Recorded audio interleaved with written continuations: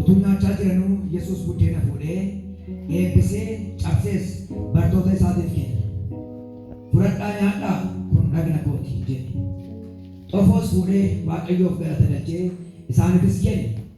Hundumti keessan kanatti dhugaa kun dhiiga kooti. Dhiigni kun kakuu dhaabbate sana cimsuudhaaf dhiifama cubbuu namoota baay'eetiifis dhangala'a.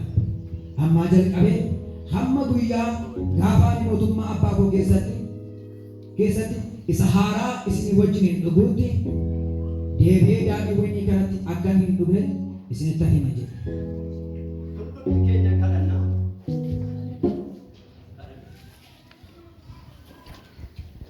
Barri mootummaa keetii kan hin geeddaramne bara baraan bootee kan jiraatu.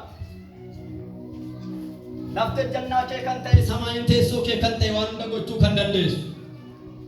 Hayyaanni faraarri kee nu baay'atee guyyaa kana yeroo kana nuuf laatte gooftaa keenya abbaa keenya ulfina keenya. Maqaa gooftaa Yesuus Kiristoos waanta ta'e hunduma isaaf galanni guddaan isaa siif haa ta'u. Maaddiin kunooti xoofoon kunooti. Fuula kee duratti yaa Waaqayyo dhiyeessineerra. Xoofoo kanarraa maaddii kanarraa namoonni fudhatan namoonni hirmaatan. Hamaa keessaa salphina keessaa badii keessaa du'a keessaa. Maqaa kee maqaa gooftaa Yesuus Kiristoosiitiin haa ba'ani. Humna maqaa kee maqaa gooftaa Yesuus Kiristoosiin du'attiin haa oolani. Maqaa gooftaa Yesuusin salphina ittiin haa oolani. Maqaa gooftaa Yesuus Kiristoosiin yaa Waaqayyo xoofoo kee maaddii kee kanarraa hirmaannee yaa Waaqayyo dhaaltu mootummaa keetii akka argannu ulfina keetiif taane akka jiraannu ati nu gargaari. Yaadaaf karoora keetiif bitamne argamuu akka dandeenyu ati nu gargaari. Bara jireenya keenya hundumarratti ulfinni kee nurratti haa mul'atu. Maqaa Yesuusin maqaan kee nurratti haa kabajamu. Danqaa fi danqaraan dura keenya haa ka'u. Bara jireenya keenya hunduma isaa ati eebbisi.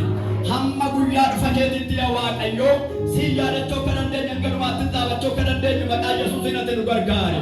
Danqaa fi danqaraa hunduma isaa dura keenyaa kaasi. Maqaan kee nurratti haa kabajamu. Waan goote hundumaaf ulfaadhu.